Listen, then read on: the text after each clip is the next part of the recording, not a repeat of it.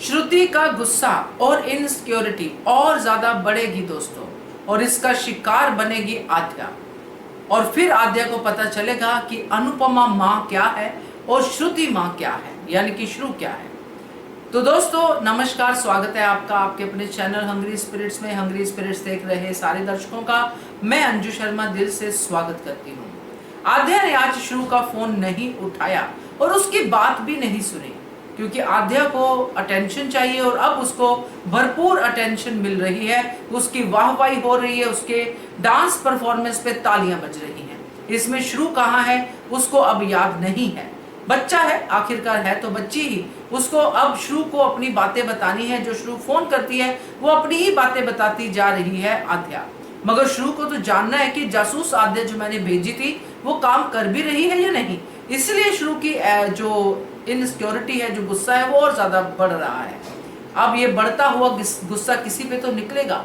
तो बात करते हैं। पहले वही निवेदन, जिन्होंने अभी तक चैनल को सब्सक्राइब नहीं किया है कर लीजिए। साथ में दोस्तों बेल आइकन दबाइएगा ताकि आपको हमारे वीडियोस के नोटिफिकेशन मिलते रहे। आद्या को अनुज से और श्रुति से सिर्फ पैम्परिंग ही मिली है। अनुज से कभी कभी डांट खाने को मिली जब अनुपमा आई, तो श्रु से कभी नहीं। श्रु हमेशा उसको कुछ और तरीके से पैम्पर करती रही, उसको आगे बढ़ाती रही, उसके असली वजह को नीचे दबाती रही। अब श्रुति ने ये समझ के रखा है, जैसा कि मैंने वीडियो भी शेयर किया था कि हुक्म का इक्का है श्रु के लिए आद्या, तो वही समझा हुआ है श्रुति ने। अब ये आद्या जो है यहाँ पे आके मस्त हो गई है।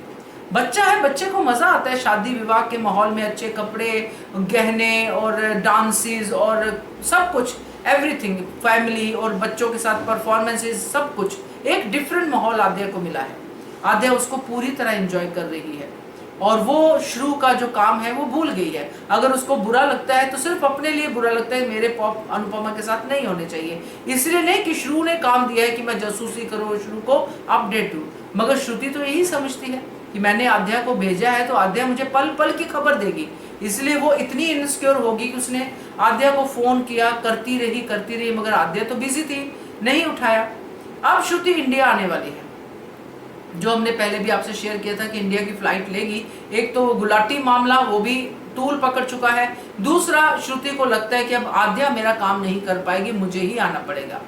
और यहाँ दोस्तों होगा एक बड़ा धमाका कहूंगी तो ज्यादा ठीक है, क्योंकि अगर श्रुति जिस वेश में आ रही है, जिस वेग में आ रही है, उसमें वो अगर आद्या पे गुस्सा करती है, जो कि बहुत संभावनाएं हैं कि वो आद्या पे चिल्ला पड़ेगी, तुम कर क्या रही हो।